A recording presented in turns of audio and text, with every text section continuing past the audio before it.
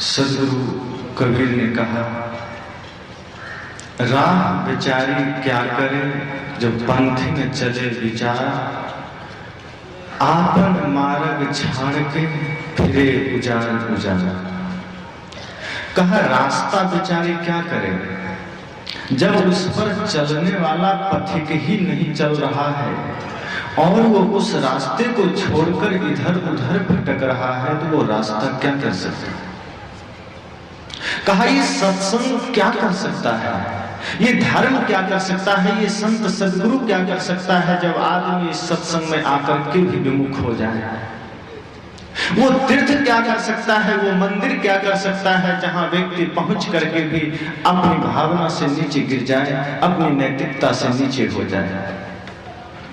कहा दिए तो इसलिए होते हैं कि उसकी रोशनी में हम यात्रा करें, उसकी रोशनी में हम खुद को देख सकें। लेकिन उस दिए की क्या गलती यदि हमने अपनी आंखें ही बंद कर रखी है। कहा उस सूरज की क्या गलती, वो तो बेताब है आपके कमरों में रोशनी भेजने को, वो तो तैयार खड़ा है आपके दरवाजे पर दस्तक दे रखा है, आपने ही दरवाजा बंद कर रखा है, तो सूरज की क्या गलती। जितनी ज्यादा रोशनी चाहिए उतने दीवारों से अपने को मुक्त करना जरूरी है। यदि सूर्य की पूरी रोशनी चाहिए तो खिड़की खोल दीजिए, और ज्यादा रोशनी चाहिए तो दरवाजे भी खोल दीजिए, और ज्यादा रोशनी चाहिए तो दीवारों को गिरा दीजिए, उस रोशनी में आप नहला लेंगे। लेकिन हमारे चारों ओर हमने सुना था मत पंथ संत साहित्य की दीवारें खड़ी है, मान्यताओं की दीवारें खड़ी है, और हम प्रतिदिन उन दीवारों को मजबूत करते चले जाते हैं। हमें ये लगता है कि जब तक ये दीवारें खड़ी है हम सुरक्षित हैं, लेकिन ये मुश्किल है। जिस प्रकार कोई आदमी जेल में बंद हो लोहे की जंजीरों में और वो छूटना चाहता है, लोहे की जंजीर में जकड़ा हुआ आदमी अपने को मुक्त पाना चाहता है, वो कोशिश करता है, प्रयास करता है कि मैं छूट जाऊं। लेकिन उसी व्यक्ति को आप सोने की जंजीर पहना दीजिए, सोने की जेल में रख दीजिए, तो वो आदमी खुद उसकी सुरक्षा में खड़ा हो जाता है कि कोई इसे तोड़ न दे। अंतर कुछ नहीं था। एक आदमी मान्यताओं की दीवारों में घिरा है, पंछी को सोने के पिंजरे में कैद कर दें या लोहे के कैद तो कैद ही है। जो आनंद खुले आकाश की है, जो परम शांति की अनुभूति खुले आकाश की है, वो किसी कैद पिंजरे की कभी नहीं हो सकती। कहा जो परमानंद आप स्वयं को चारों तरफ से मुक्त करके पा सकते हैं, वो मान्यताओं के दीवारों में घिर करके नहीं।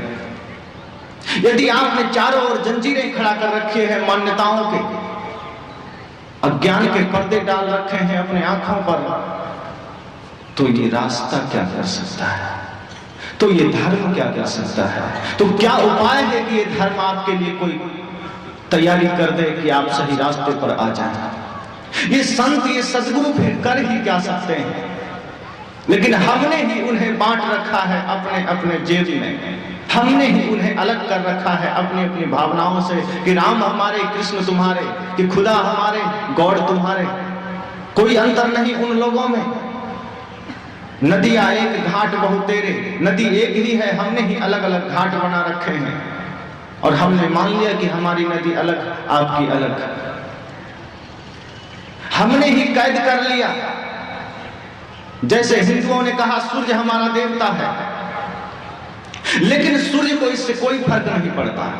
हम भले ही चिल्लाएं कि सूर्य हमारा देवता है, लेकिन सूर्य की रोशनी पाकिस्तान को भी मिलती है वैसे ही जैसे हमें मिलती है।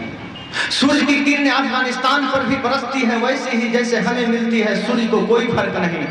इसी प्रकार यदि हमारे संत भी हो जाएं सूर्य की भांति, तो भले ही लोग उन्हें आपस में बांटते रहें, लेकिन उनका वितरण समाज के लिए हित ही होगा, वो अपने को नहीं बांटेंगे। लोग उन्हें बांट सकते हैं यदि वो खुद को एक खुले आकाश की तरह, एक नदी की तरह, एक सरिता की तरह एक सूर्य की भांति अपने को भीतर से पेश कर लें तो बाहर के सारे बदलाव, बाहर के सारे विखंडन, बाहर के सारे भिन्नताएं उन तक पहुंच भी नहीं सकती।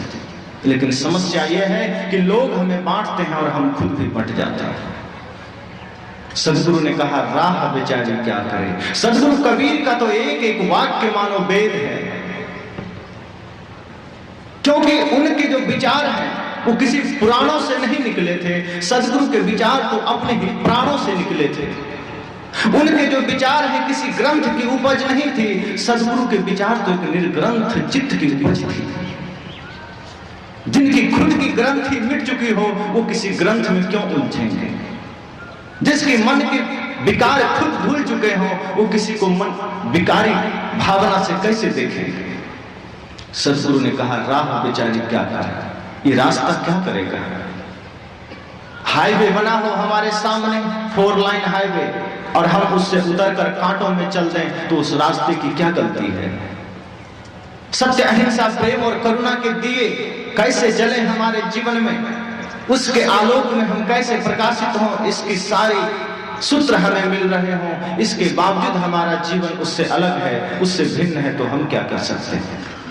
हमने तो भगवान को ही कैद कर रखा है। हम उनके चरणों में क्या जाएंगे, हम संतों के पास क्या जाएंगे, हम खुद उन्हें कैद कर लेंगे। आप देख सकते हैं आज हिंदुस्तान में जितने बड़े ताले आपको जेल पर नहीं मिलेंगे, उससे बड़े बड़े ताले आपके मंदिरों के दरवाजे पर मिलेंगे। ये क्या है।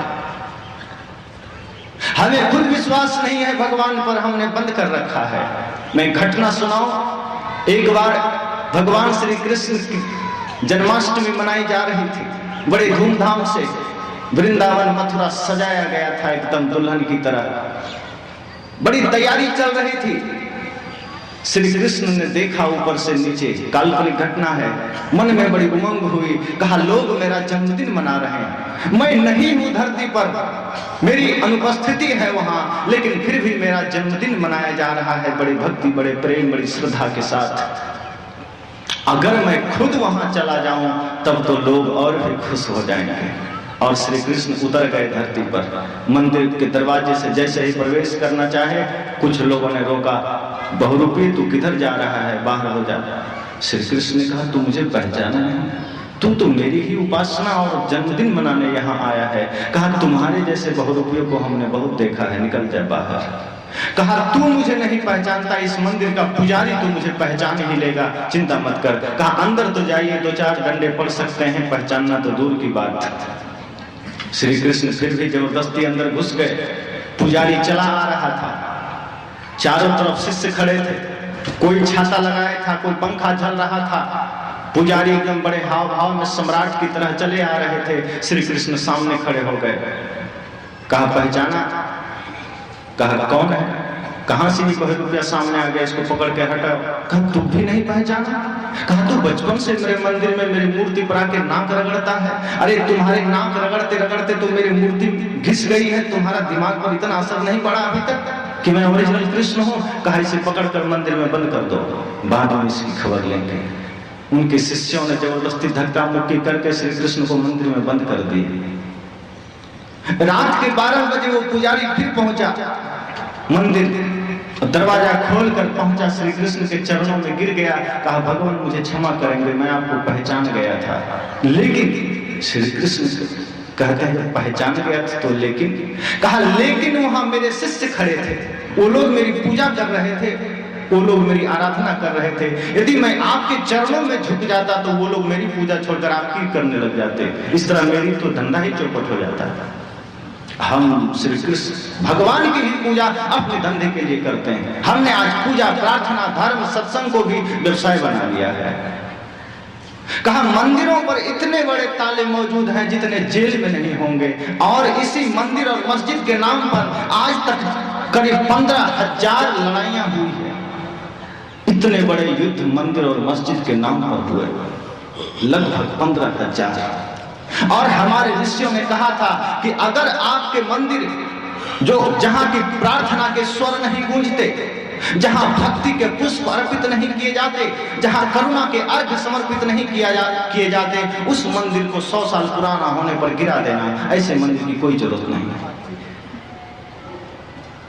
कहा मंदिर चाहिए हमें, लेकिन ऐसे मंदिर जिसका निर्माण सत्य के सीमेंट से हुआ हो, जिसका निर्माण इंसानियत की ईंट से हुई हो, जिसमें चरित्र का चूना लगा हो। अगर ऐसे मंदिर हमारे बीच है तो निश्चित मानिए वो समाज जीवंत है, अन्यथा मुर्दा।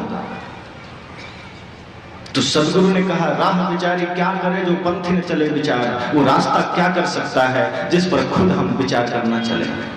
ये धर्म, ये सत्संग, ये ध्यान, ये साधना, ये समाधि हमारे किस काम की, यदि हम उसमें खुद को उतारते नहीं, यदि हम खुद को उसके साथ नहीं करते। सत्संग में बैठे हैं, यहां से चलेंगे, सत्संग की बातें गेट के बाहर समाप्त हो जाएगी। इसलिए सदगुरु ने कहा सत्संग से उठकर अगर चाहते हैं कि इस रास्ते पर हम चलें, ये रास्ता हमारे काम आए, ये ज्ञान, ये भक्ति हमारे काम आए, ये सत्य हमारे काम आए, तो यहाँ हो या घर में या बाजार में या मंदिर में या मंडी में, सब जगह हम अपने को उसके साथ जोड़ दें और इस सत्संग को दिल में, हृदय में उतार दें, और जहां जाएं वहीं हमारा सत्संगमय जीवन हो जाए। हमारा बोलना, हमारा चलना, हमारा खाना, हमारा पीना, जब सारे क्रियाकलाप सत्संगमय हो जाएगा तभी जीवन में शांति आएगी। बोलिए सद्गुरुदेव की जय।